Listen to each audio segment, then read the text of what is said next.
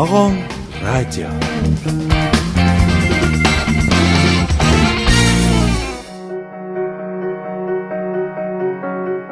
Ирхэм сонсогчдоо амархан сайн байцгаана уу? За, манай Ногоон радио нэвтрүүлэг маань эхэлж байна. Бид энэ нэвтрүүлгийг Монголын хүнс хөдөө аж ахуйн үндэсний асоциацтайгаа хамтран та бүхэндээ хүргэдэг. За, хамтдаа хөгжөө гэдэг уриатай энэ асоциацийн маань бас нэгэн төлөөлөгч гишүүн Таримал Загийн төгөл компанийн захирал Алтан Цэцэг маань манай өнөөдрийн нэвтрүүлгийн баатар болохоор хүрэлцэн ирээд микрофоны өмнө сууж байна. Энэ компанийн нэр болон тухайн компани маань хийж байгаа үйл ажиллагаа. За зочин маань өөрөө энэ манай Ногоон радио гэдэг нэрэнд бол чухам зогтсон ийм ажил үйлчилгээтэй ийм өнөөдрийн баатар байгаа юм. Алтан Цэцэг маань агрономч мэрэгжилтэй. За 1987 оноос хойш агрономын чиглэлээр 90 оноос хойш бол ерөөсөө энэ хот тогтчлтын чиглэлээр өнөөг хүртэл ажиллаж байгаа. За 2009 онд зах зээл эхэлснээс хойш өөрийнхөө үйл ажиллагааг, хувийн үйл ажиллагаагаа явуулж байгаад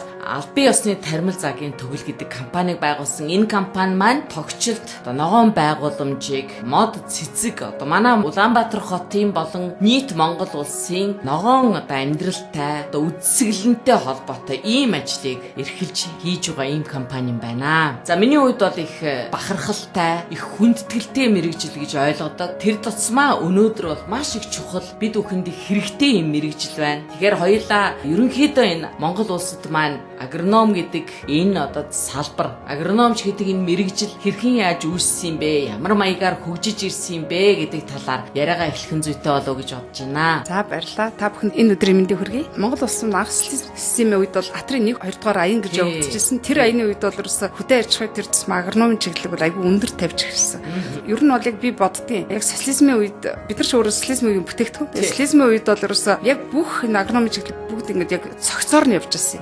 Одоо ч ургамал хамгаалал нэг тусдаа үр тарианы агроном, хүнсний ногооны агроном гэх хадгалтын агроном тэр бүгдийг ингэ цогцоор нь цаанаас нэгээд бид нар зөвлөлтийн мэрэгчлэнгүүд маш их сайн тусалдаг байсан учраас маш чанартай сайн бэлтжижсэн. Улсын бодлогын хэмжээнд бол аюу сайн байсан. Нэг хэсэг бол одоо сая ингээд яг зах зээл шилжсэний дараа нэг хэсэг хамаг юм замбраагаа алдаад энэ цогц бодлого алдагдаад энэ бодлого задарсан учраас одоо ингээд манай хувийн газар тариалан компанид бүгд хувийн компани. Тэгээд энэ компани хэцүү бүх юмыг яг өөрөө одоо бүр аюу тийм хойсох чадвартай мэрэгчлэн байх шаардлага гарч байгаа. Одоо энэ чинь 20 царай өөрсдөө хийж гин тэгэл ингээд одоо хурц судлаач гэж тусдаа мэрэгчлээ байлаа шүү дээ. Одоо тэр мэрэгчлийг ч одоо баг ингээд тусдчихлаа шүү дээ. Одоо ингээд агроном өөрөө ингээд харалзаа за ер нь ингээд тийм учраас одоо цагийн агроном харцсангуй өөрөө зах зээлд амжилттай сайн явъя гэвэл өшөө илүү их өргөн үрээтэй мэдлэгтэй байх хэрэгтэй болцсон болов гэж боддгийн шүү дээ. Энэ бол өстө салбар болгонд л доо. Тий. Ер нь хоёлаа ингээд яг жоохон мэрэгжлийн талын одоо биднэрт мэдлэг өгөхийн тулд бол ер нь энэ агротой холбоотой тийм ээ.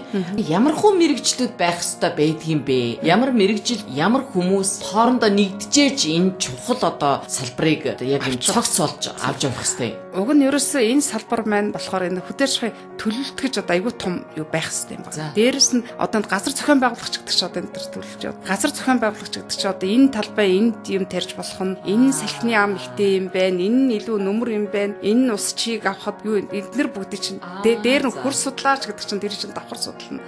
Тэгээд одоо ус мэс нь хаанаа ярьж байна. Тэгээд дээр нь агрономд байх хэвээр. Агроном дээр нь дахиад энэ 20 цэрийн мэрэгчлэлтэн тусдаа байх хэвээр гэдэг их мэт 20 цэрийн мэрэгчлэлтэн чухам ямар үр гүйцэтгэдэг. Одоо жишээ нь ингээд өвчин хортонтой тэмцэх, өвчин хортон тэнд болцшгүй юугаад урдчилж юу яаж ах хэвээр байхгүй. Одоо жишээ нь энэ талбайд их халуун гантай жил одоо энд ийм цох гарч болцшгүй. Тийм учраас төрүүлээд ийм гэрвцэд бид нар цацах хэвээр гэдэг. Энийг ч цаанаас нь бүр ингээд өөр графикэлж гаргаж ах хэвээр байхгүй. Тэгээ одоохондоо яг манайх нөгөө тийм мэдэхгүй учраас яг болцсныхан дараа ийм гарчлаа. Одоо би хайчгүй. Одоо надад юу хэрэгтэй вэ гэд гүтгэл болчиход байгаа байхгүй. Тэгэхээр юу гэсэн үг тэр мэрэгчлэн маань өөрөө ерөөсөө энд бараг л байхгүй л гэсэн. Энэ ганцхан агро гэхэр ч ерөөсөө одоо бид нар ногоон байгууламж айгу цогцоор нь яриад байгаа шүү дээ. Ерөөсөө л амьд организм өсгөж үржүүлж тарьж байгаа бүх хүнд энэ хамаатай. Өөрөө болохоор эхлээд энэ агро чиглэлээр нийтлэг энэ одоо өөрөө мэрэгжлийн чиглэлээр явж байгаа. Дараа нь бол хот тогтчлт руу яг орсон. За тэгэхээр мэдээж одоо 90 оноос хойш гэхээр миний бодлоор бас нэг жоохон тийм зах зээл эхэлсэн, замбраагүй байдал одоо хүн хаашаа яахаа мэдхэ байцсан үе их байна. Тэгэхээр тэр үед одоо энэ өөрөө тогтчлолтод орсноор ямархуу тийм сургамжийг гэдгийг авсан. Энэ цаашдаа мэдээж өөрийнх нь хувийн одоо ажиллаад зохион байгуулж зохицуулахад хэрэг болсон байх гэж бодож байна. Яг миний орж ирсэн үе болохоор яг социализмын яг төгсгөл эсрэг. Тэр үед болохоор яг ингээл ерөөсө бүх юм ингээд нөгөө цаанаасаа тий бүр яг ингээд хуваартай графиктай тэнд ажиллаж байгаа хүн солигч байгаа олгоос тэр хийдэг ажил хизээ солигддаггүй тийм үе байсан байхгүй. Тэгээд зах зээлд ороод яасан гэхээр энэ нөгөө хотгочлолтын компани минь өөрөө бүгд хувьчилчихсан. Тэгэхээр хувьд авсан хүмүүс маань одоо би Арианы ч гэдэг юм дүүргэн ч гэдэг юм би хотгочлолтын газрыг авчлаа гэж бодоход өөртөө ажиллах ашигтай байхаар өөртөө илүү их мөнгө унгахын тулд тэр нөгөө графикт ажилласаа танаад эхэлдэг байхгүй. Тий одоо шинэ 10 хүн яг энийг ингээл хийх хэрэгтэй ажил байлаа гэж бодоход 5 хүн болгоол тэгэл чинь дунд нь ингээл зүлэг самлалт тэгэл ингээл стараалсан ажил багт ганц нэг ингээд гэх мэтээр тий ингээд эхлэхээр яах вэ гэхээр нөгөө хотод өөрөөр хэлбэл яг арчилгаан дээр тавьж байгаа мөнгө нь арчилгаанд зарцуулахтай байцсан байхгүй. Ерөөсө манайхан болохоор ингээд хотногоор болно гэхээр мод тариал болоо. Услаад болоо гэдээ ойлгоод байдаг байхгүй. Гэхдээ энэ маань болохоор ерөөсө услага, бордолт, арчилгаа тэгээд ерөөсө энэ нь болохоор 3 сарын сүүлд 4 сарын ихээс эхлээд 11 сарын төгсгөл хүртэл бүр циклээр явж байгаа хэрэгтэй ажил. Өшөө 11 сарын төгсгөлөөс өвөл болохоор ингээд цас тогтоогоод одоо энэ моднуудад зүлгэн дуртарч аягүй сайхан цас тогтоогоод ингээд байх юм бол эргээд хаврын тарилтанд аягүй нөлөөлдөг. Тэгэхээр манайхан одоогийн хийж байгаа бид нар одоо ч гэсэн манай компаниуд улсаас ажил аваад хотоос нэг ажил аваад хийдэг те нэг удамж нэг цэцэрлэгийн хариуцаад хийж байгаа байхгүй. Гэхдээ биднийг болохоор ингээд 5 сарын 1-ээс 12 сарын 1 хүртэл ингээд гэрээ идэг байхгүй. Тэгэхээр өөрөөр хэлбэл тэр өвлийн хугацааны нарчилгааг нь хайчиж байгаа. Өвөл хичнээн ингээд мод тайван байдалд орцсон байгаа ч гэсэн тэрэнд арчилгаа шаардлагатай л байдаг. Тэгэхээр энэ арчилгааг хайчичаар яадгүй гэхээр эргээд нөгөө хавар эргээд ургалтын хувьд нөлөөлөд идэг. Тэгээ манайхан яг эдийн засгтал баригдаад байгаа юм шиг байгаа. Бид нар энийг ингээд те бас янз бүр хурал цуглаан дээр бид нар хэлдэг те. Жилийн 12 сарын цикл байх хэрэгтэй маа. Ягаад энийг ингээд өвлийнхэнд бид нар төгтгөм тийм мөнгө байхгүй л гэж ярьж байгаа юм. Гэхдээ энийг бол байлгах хэрэгтэй. Тий. Сайхан хоттой бай, утаагүй бай. Тэгээд энэ одоо энэ цаг агаар сүүлийн үед аявих бид нар халж ийн гэж ярьж цаг агаар өөрчлөлттэй. Гэхдээ энэ маань болохоор дан халт биш. Халж ийн бас хурж ийн. Та нар энийг зүгээр ингээд жирийн хүмүүс бол ажиглаж байгаа те. Амар халж яснаа. Ороо нар шингэнгүүт аягүй хүүтийн ингээд намар шиг сэвэлсэн салхи гарч байгаа те. Энэ маань юу гэсэн үг вэ гэхээр ургамлын урга таатай орчин аявих алдагдаад байгаа гэсэн. Хитрхи халаал, хүчтжингараад салаад тэгснээр ингээд өвөлдөө бид нар яг мэрэгжлийн улсуудын югаар бол өдөр шөнийн температурын зөрөө маш их болчиход байгаа байхгүй. Тэгэхээр нөгөө өдөр шөнө ингээд амар их амьсгалаад ингэжээс ургамлчин шүн гин гүнд ингээд аягүй асар хүйтэн болчоор тэр ургамлд нэг хэсэг юм пауз аваад байгаа. Стресс маягийн. Тий, стресс маягийн болоод байгаа. Одоо хүмүүс стресс гэж яриад байгаа. Би тэгээд тэрийг сайн бас ойлгохгүй байгаа. Ер нь бол яг тийм нэг л шоконд орчод байгаа. Шоконд орчод байгаа. Тий. Би нэг ийм зүйлийг асууя. Та юу гэж бодож байна? Ер нь энэ хотогчлт гэдэг энэ салбар өөрөө хувьд ингээд бүгдээрээ орцсон дээр байна уу? Эсвэл одоо хуучин шигээ одоо төрд нэг тийм төвлөрсөн маягаар байсан дээр байна уу? Хуучны маяг зөв үү? Одоо үед тэгтээ жоохон арай өөр одоо төвлөрчсөн байхаар байж болохоор байна. Миний бодлоор бол хувьд байх нь зөв. Хувьд байхдаа дээр зангилах маш сайн аппарат дээр байж хэрэгтэй. Одоо манайх бол юм байдаг байхгүй. Яг ингээд одоо бид нэг баг зовлон тойчих гэж байна. Бид нар өөрсдөө ингээд ажил төрөл хийх ингээд цоошрол авах энэ гэдэг ингээд бид нар хотод харьяалагддаг. Тэгээд ингээд одоо чинь тэр хотод бид нар тусгай зөвшөөрлийг хүсэлт гаргаад ингэнгүүт байгаль орчны яамнаас тэр зөвшөөрлийг өгдөг. Гэсэн мөртлөө бид нар яг байгаль орчны яамд харьяалагдахаар бид нар яг мод үржүүлдэг гэдгээр байгаль орчны яамд харьяалагдах боловч бид нар нөгөө айн тарьдаг улсууд биш болохоор бид нар байгаль орчны яамд өөрөөр хэлбэл бидний эрх ашиг байгаль орчны яам хамгаалахгүй гэсэн. Хот болохоор бид нартай гэрээ хийгээл зөвхөн биднэрт ажиллаа өгөөл ажиллаа хийлгэж аваад дүгнээл ингэх болохоос бас бидний эрх ашиг хамгаалдаг бас байгууллага бас биш. Тэгэхээр ерөөсөө манай энэ юу ч юм болохоор нийслэлийн захирагчийн ажлын албаны хог хаягдал хотгочлтын юу гэдэг тийм сонин нэртэй. Тэгээд энэ маань юу гэсэн үг вэхээр зүгээр л нэг тэр хог хаягдал мэгдэл тэр тогтчлтын хэлтэс нэг юм жижигхэн хэсэг нь хотгочлтыг хариуцсан. Яг ногоон байгууламжийг хариуцсан байгаа байхгүй. Ерөнхийдөө бид нар яг ингээд ерөнхий менежерийн харьяанд байгаа. Тэгсэн мөртлөө яг бидний эрх ашигыг бол ерөөсөө тэнд хамгаалах газар биш. Тэгэхээр би яагаад эрх ашиг гэж яриад байна гэхээр те энэ ногоон байгууламжид компаниудыг хүчрэхэг байлгахын тулд те чадамжтай байлгахын тулд мэдлэгтэй байлгахын тулд дээрэс яг энэ дээр байгаа энэ компанид аягүй сайн зөв удирдах хүссэн байгаа. Тэгэхэл юм бол одоо жишээ нь түрүү чи миний хэлдэг шиг нэг 12 сарын арчилгаатай байлгахыг хамгаалдаг те энд хийж байгаа улсууд яг ямар мэдрэмж чадвартай байна вэ гэдгийг хамгаалдаг юм байх юм бол энэ аягүй сайн хөгжих боломжтой. Хувьд байсан нь бол илүү үр дүнтэй. Гэхдээ яг зүгээр зарим сөрөг тал байна л да. Зарим асуудал зүгээр энийг зүгээр л мөнгө олох арга гэж хараад дэлхийн ингээд нөгөө одоо чинь улсаас өгч байгаа ингээд гудамжийг арчлах ёстой мөнгөнийхөө ихэнх хувийг хувьдаа зарцуулчаад өчүүхэн бага хувийн тэндээ зарцуулдаг шүү. Тийм яваад байгаа байхгүй. Ер нь гэхдээ сүүлийн үедээ бас аягүй сайжирч байгаа шүү. Үгүй яваад аягүй сайжирч. Харин тий. Яг хоо нэг хэсэг бол нилээд олон хэсэг хүн бизнес хийн гэдгийг худлаа аргаар буруу аргаар мөнгө олно гэж ойлгоцсон юм шиг байна. Гэтэл бизнес хийн гэдэг бол өөрөө бүр цэвэр утгаараа бол эсэргээрээ хүнд хэрэгтэй юм хийж ижил хүн мөнгө олохоос хэрвээ урт удаан бизнесийг бодож байгаа бол тийм ээ. Тэгэхээс өөр арга байхгүй гэдгийг яг өнөөдрийн одоо энэ олон жил энэ туршлагачдсан компаниуд бол ойлгоцсон байгаа гэж бодож байна л да. Хотогчлт гэдэг энэ асуудал өөрөө за энэ ногоон байгууламж гэдэг энэ зүйл өөрөө яг Улаанбаатарчуудад бол бүр шууд хамааралтай. Нүдэн дээр нь энэ харагдаж идэг. Бид бол одоо магтаад шүмжлэгтэй шүмжээд их мундаг мэдлэгтэй царай гаргадаг улсууд шүү дээ. Тэгэхээр бид нар бол мэдээд байгаа. За эхлээд яадаг байсан гэхээр зөвхөн мод тарьчаал хайждаг байсан. За дараа нь бол за энэ модыг чи ингэж болохгүй юм байна гэдгийг бол ойлгоцсон. Тарьчаад усалдаг болсон юм байна тий. Гэтэл улс бол зөвхөн одоо улирлын чанартай биш. Эн чинь жилийн арчилгаа хэрэгтэй гэдгийг бас одоо ойлгох цаг ирээд байгаа юм шиг байна гэж би ойлгож байна. Тэгэхээр энэ компаниудтай гэрээ ихтэй миний бодлоор бол тийм ээ. Одоо улирлын чанартай биш. Бүр харин одоо урт удаан хугацаа 5 жилийн энтер гэрээ хиймээр санагдаад байгаа байхгүй юу миний бодлоор. За энэ ядах газрыг та бүхэн 5 жилийн хугацаанд ингэж ийм мод тариад юм уу ийм ягаад ийм байдалтайгаар авч явнаа гэдэг ч юм уу тийм ээ. Тийм шүү дээ. Уг нь бол тийм байхгүй тийм. Гэж миний зүгээр санаанд буугаад байгаа. Ягаад тэгдэг юм болоо? Би бодохдоо энэ нөгөө манай удирдлагууд маш их хурдан солигддог.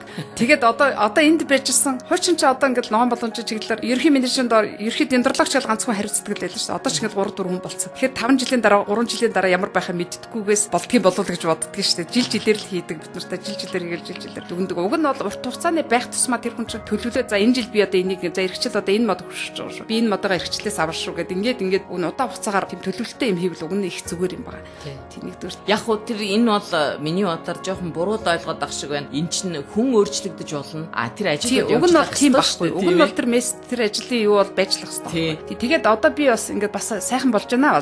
Харахад бол хүмүүсийн ухамсар дээрш чинь юм тари. Одоо бид нар ингээд бороо орохгүй гам болж ийн гэж яриад байна те. Маш их хураас чинь агаар хураас чинь тус хураас чинь гэж ярьж байна. Тэгээд энэ маань болохоор чинь бид нар маш их мод тарьж ээж энэ мод маань өөрөө эргэж ус дээшээ агаар шийшүүлж ууршуулж тийм гэдэг одоо хүмүүс сацгаас нь ойлгочлаа шүү дээ. Гэхдээ манад бас ингээд айгүй соёлтой мөртлөө айгүй тийм бас бүдүүлэг юм хийдэг болсон зөндөл байна л да. Одоо чинь айгүй сайхан ингээд ногоон байгууламжинд ч ингээд тухайгаа хүч авчрал ингээд ялгцаар бохирдуулдаг ч юм уу те.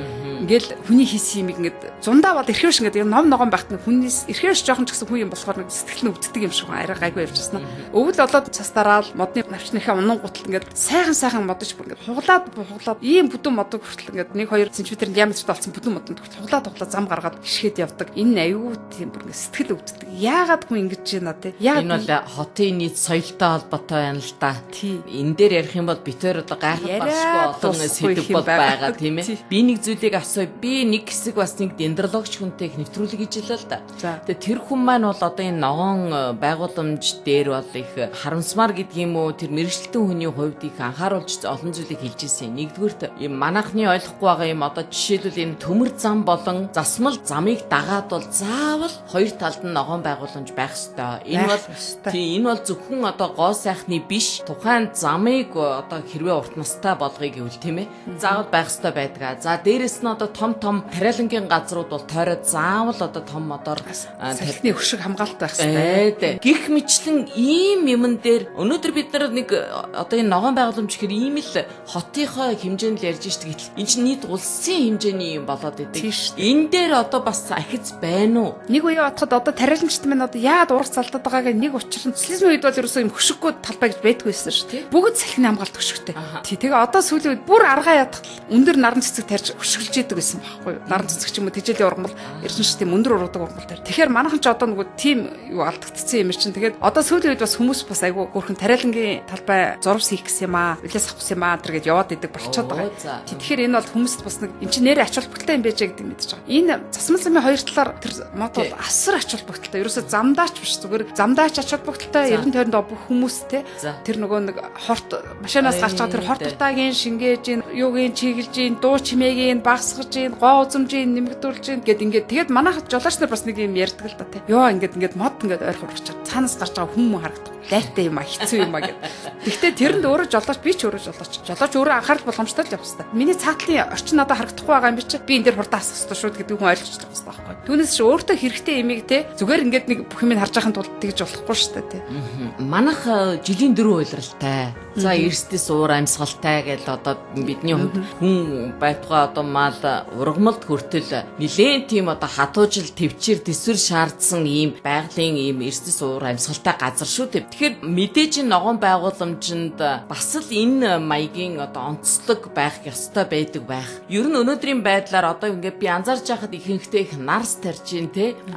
Тэгээд одоо улиас маань байна. Улиасыг хүмүүс их одоо энэ дими хөөн айдаг гэж их муулдаг боловч их зүү ургамал гэж би одоо ногоон байгууламжийн хүмүүсээ сонссон үнэн үгүй юу? Ер нь энэ онцлогийн талаар яриач. Манад юу тарвил дээр вэ? Одоо яг зүү явж гин үү? Дээр нь юуг анхаарах ёстой? Би болохоор та улиасыг айгу бас айгу дэмждэг. Улиас маань өөрөө үндэсний систем маш хүчрэх ургамал. Нэгдүгээр, хоёрдугаар манайх шиг нөгөө арчилгааны эдийн засгаас айгу тандаг улсуудад бол энэ өөрөө амьдрах чадвар айгу сайтай ургамал. Тэгвэл энэ маш их сайхан ингээд өндөр болдог тий айгу хурдан хугацаанд өндөр болдог том навч байна гэдгийг хэрэг улиасны навчийг та нар харж байгаа намар ихэд баг хүний гарын алганы дайтай болдог чиглэгтэй сайхан услсан улиас бол тэр нь юу гэсэн үг вэ гэхээр илүү их нөгөө усыг уршуулж илүү агаарыг чийгшүүлж илүү муухай утаа мутаа унаар тэднийг айгу сайн дарж ирдэг өшөө навчид мод өвөл навч нь унтсан байхдаа ч хүнд металл энэ хүнд хийнүүдийг шингээж яадаг хорт байцуудыг тийм учраас улиас бол айгу сайн ургамал тийм учраас улиасаа бид нар зүгээр яг хүн хайдаг яг одоо ч нөгөө хүмүүс их хотчсон айгу харшилтай болоод байгаа шүү дээ. Энэс болоод жоохон харшилтай хүмүүс жоохон эмзэглээд байгаа. Тухайн хүн өөртөө арчаад байгаа тухайн үед чихтэй маск нэг 10 хоног л үзтээ. Тэ чихтэй маск зүгт нүдний шил зүгээд ингээд яг тэр ургамлын тоос өвж байгаа үеийг өөрөө өнгөрөөчих юм бол тэгэл байхгүй шүү дээ. Тэгэхээр энэ бол байх ёстой ургамал бүр айгүй хэрэгцээтэй ургамал гэж байна. Нарсны тоход бол яг нарсыг бол тарьж болно. Ерөнхийдөө бол шилмэс модон дундаа нарс шилжүүлэх нь жоохон эмзэг мод. Тэр тусмаа ийм том болцсон хойно ингэж авчирч тарих бол бүр л эмзэг асуудал. Тэгээ яг ер нь бол энийг бол би бас нэг тийм сайшаалтай сайн гэж боддог. Ажил бол биш. Зүгээр яг ер нь хүмүүс бол сүлээд ингээд шууд ингээд өнөөдөр манайхан ч ер нь имийг айгуу тийм довтлох сэтгэлгээ сайтай шүү дээ. Жижиг имийг өндөр болохоос илүү том имийг авчираад тавиад маргааш нь ойтой байхыг хүсдэг байхгүй юу? Яг нь зүгээр тэр сэтгэлгээндээ таарад байгаа юм байгаа. Ер нь зүгээр эндээс би бүр айгуу том шүүмжил хэлэхэд энэ нарсын минь улсын ойгоос авчираад тариад байгаа. Тэгээд эргээд улсад яагаад нэг ширхэг модыг улсад нь яагаад 380 мянган төгрөг зараад байгааг би ойлгохгүй байна. Зүгээр улсаас авчирсаад за одоо хамаа алга технологи механологийн мөрдүүд ойгоос авчираад тарьдаг юм бол устдаа ухчамж зөвхөн ажлын хүсэл компанид олгох хэрэгтэй байхгүй. Тэгэхээр энэ мэн бас та далд бизнес л яваад байгаа. Гэхдээ хамгийн гол нь ойг тэгж ингэж сүйтгэдэг болж байгаа эмзэгэл асуудал. Манайх угаасаа ой нөөц айгүй багасж байгаа. Маш их хөвчилж байгаа. Манай одоо энэ нөгөө бид нар яг агро гэж ярьсан дээр энэ адилхан шүү дээ. Ой ч гэсэн одоо энэ нөгөө хорцон шавьчтай тэмцдэг барьдаг бүх юм нь алдагдсан. Нөгөө цөөлтмөл сэргэжүүлэлтэн төр бүх юм л алдагдчихал ингээд явж байгаа болохоор бас л адилхан ингээд ойнууд маань дээрээс нь зах зээл шилжээд одоо толгойтой бүхэн хөрөө бариад ойргоо дайраад огтлол хяргаал. Тэгэл тэр цэс маань баячууд нь томчууд нь ингээд бүхэлдээ ой дотор зүгээр ингээд хядж байгаа дунд нь байшингаа аяж бариад ингээд энэ мэтэр манах айгу буруу хэрэглэг айгу хийж байгаа байхгүй. Тэгээд дээрээс нь ингээд бас бодлогын чанартай ингээд бүр ойгоо ингээд сүтгэж авчираад байна гэдэг бол айгу хүнд. Маш хүнд. Яг магадгүй бид нар энэ юутай холбоотой бид нар чинь нөгөө одоо мал аж ахуй зөнхөлдсөн их тийм ургамал ногоог бол нэг тийм бусад улс орнууд шиг бүр одоо цусанд нь шингэсэн тийм арчилгааны одоо хайрын одоо үндэс жоохон муутай шүү дээ. Тийм шүү дээ. Энэ их нөлөөлдөг болох гэж юу. Манайхан болохоор өөрөө нэг юм би бодоод идэх нэг нөгөө хээр талдаг бүр ингээд бүр чөлөөтэй алхаас орсон нэг юм нүүдэлчин нэг юм танхай нэг юмд ингээд хууль захирамжинд баригдаж сураагүй тэр нь харагдаад байдаг. Энэ би ямсан энэ хүний хөдөлмөр гэж ойлгохгүй юм шиг байна. Зүйлийг зүгээр л ингээд гараад явхад гэрийнх нь гадуур байж идэг тэрнтэйгээ адилхан санаад бишгэд идэх юм болов уу гэж бодсон. Тэгээ би яг энэ дээр ингээд өчнөөн жил ажиллаж байгаа хүний нэгдүгээр хоёрдугаар би өөрөө Улаанбаатарт унган иргэний хувьд ингээд бодоод хэлэхэд бид нар яг ингээд одоо ингээд хилэнгүүт намаа гэж ад үзлээ гэж хүмүүс юм ярина би мэдчихэв. Гэхдээ энд бол те одоо Шанхай хүн ингээд өөр хүмүүжлтэй байдаг те гэл ингээд бид нар Лондонгийн иргэн гэдгээр бахархдаг жишээ нэ те бид нар Улаанбаатарын иргэн гэдгийг жоох өндөр шалгууртай баймир байгаа. Жишээ нь одоо ингээд шилжээд орж иж байгаа хүмүүс за одоо яг шилжих хэрэгтэй боллоо гэж шилжээд орорлоо гэж бодоход энэ хүнд бүр захын одоо 14 хоног ч юм уу те яг ингээд хотын соёл заадаг. Тэгээд өшөө бүр энийг хэрэгжүүлж чадмааргүй бол тэр хүн нутгараад явна л үсттэй те. Тэндээ очиж сайхан амьдрах боломжтой байна шүү дээ. Тэр ягаад заавал хотод ирчээд ингээд хүний хашаараа хараад морь харж яддаг ч юм уу тийм ээ. Тэгэл ингээд хаа явсан газар ингээд гавтөө гэл ингэж яддаг тийм мухай байж болмооргүй байгаа байхгүй. Тэгэхээр би нэг хөөрхөн жишээ хэлчихээ л да. Миний зүй охин Солонгост тасж байгаа байхгүй. Ой гарантай охин тэнд төрж өссөн охин. Ой гарантай. Тэгээд тэр хүүхд яаж яах хэрэг ингээд годомжаар явж байгаа ингээд настай хүнийг хараад ингээд одоо солонгосоор бол сайн байна уу гэд ингээд амар тонгоогоод мэдэлж байна. Тэгсэн чи бид нар сая бичлэг явуулчихшээ. Тэгсэн чи тэр нь ингээд зурагтай талаар ингээд хүн ингээд нэвтрүүлэгч ирээд нэвтрүүлэг хийх гээд харангууд ингээд манай хөвгт ингээд урд нь цогцоо нүцгэн ингээд бүр тогоогоод ингээд толгоогоо баг өвдгөндөө үргээд ясалж штэ. Сайн байна уу гэд. Тэгэхээр хүүхдийг ингээд багаас нь ингээд зургатаар нь ч ингээд байга нэвтрүүлэлээ нүдэнд нь юм харагдаад хүн чинь хүмүүжтгэл юм биш үү? Тий хэрвээ Монголд байсан бол тэр хүүхдийг ч ойлгохгүй штэ.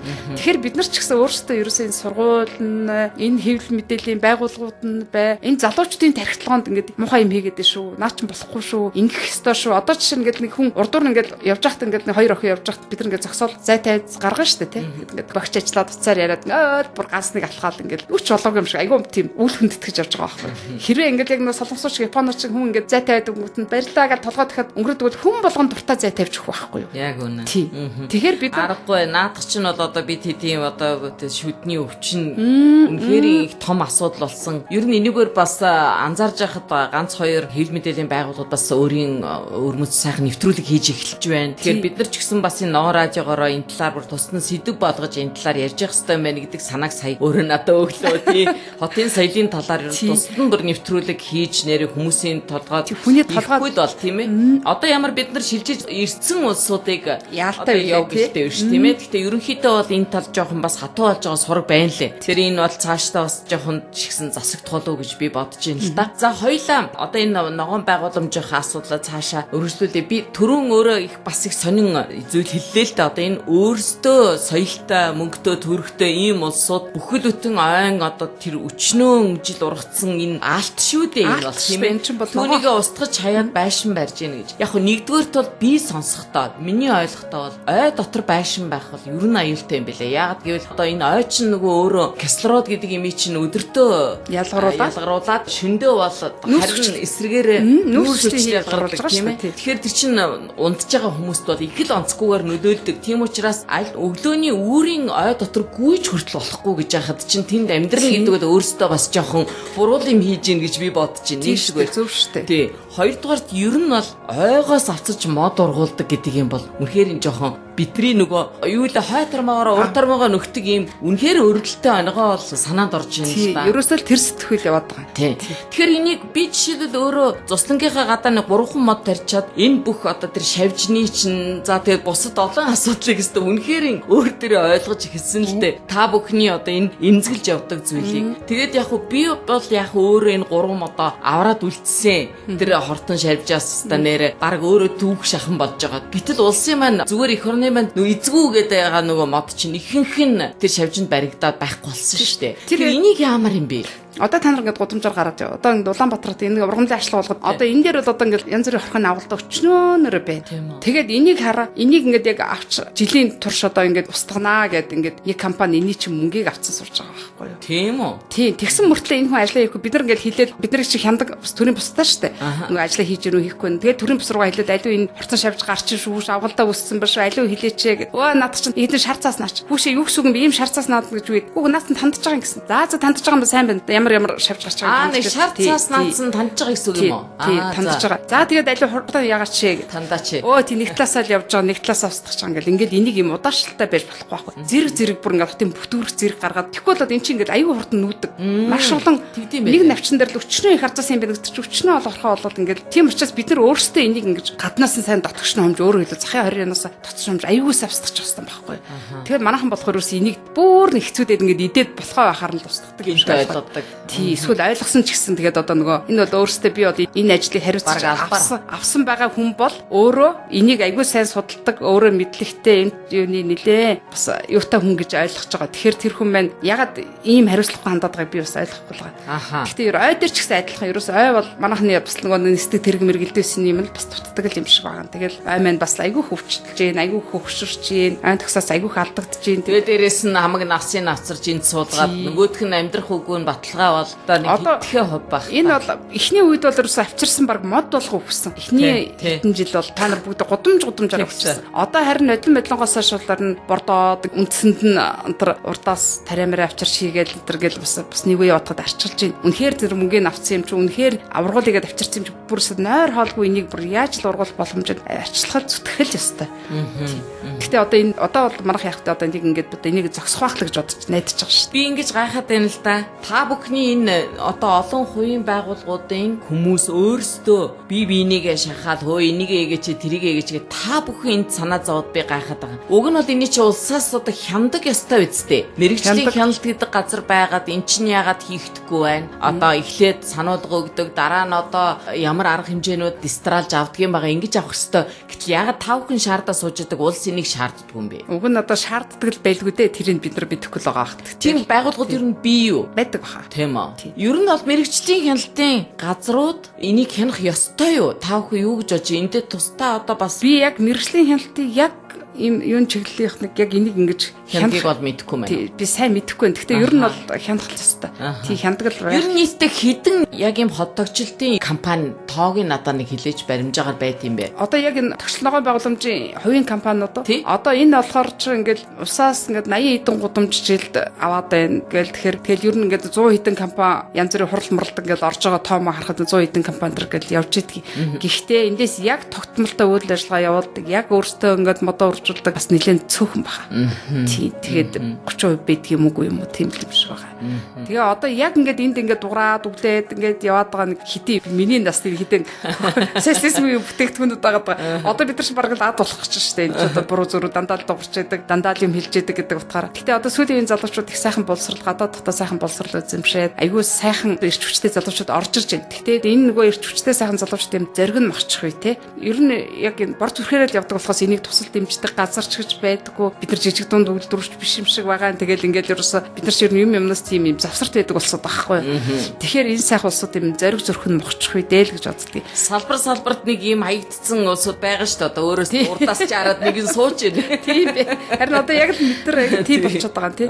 Тэгээд энэ 100 хэдэн компани чинь явж гин гэж хатчихл одоо энэ дотор чинь зүгээр бизнесийн зорилгоор ороод ирсэн. Миний ах дарга болцсон. Тэгэхээр би одоо энэ жил нэг 2 гудамж юм уу 2 гудамж аваад ингээд ихэнх хүмүүнд би хувьдаа зарцуулт. Ингээд одоо өнгөрчихсэн улсууд зөндөө явж байгаа гэж тэр нууцгүй хэлэхэд. Тий. Манай салбарч гэсэн адилхан. За тэгтээ бас яг уу та бүхэн маань нэгдэх бас нэг юутай байна, байгууллагатай байна. Монголын хүнс хөдөө аж ахуйн үндэсний асоциац гэж одоо бидэртэй хамтарч байгаа энэ байгууллага маань бас нэлээд олон ногоон амьдралтай холбоотой хүмүүсийг хоорондоо нэгтгэхэд байна. Та бүхний маань бас үйл ажиллагааг нэвтрүүлгийнхээ энэ дугаарын төгсгөлд яг энэ хамтын ажлын талаар жоохон мэдээлэл аваад тэгээд дуусгая гэж бодож байна. Мөнхөд гэдэг хүн бол их дайчин, хүний төлөө их зүтгэлтэй хүн гэж би боддгийг. Мөнхөд маань анх хүнс хөдөө аж ахуйн асоциац гэж байгуулж байхад бид нар анх энд гоё юм болж байна. Бид нар ч нөгөө яадаг дээр хамгаалах хөнгөө болсол тийм тэнд гоё юм болж ирэхээр очиад уулзсан шүү дээ.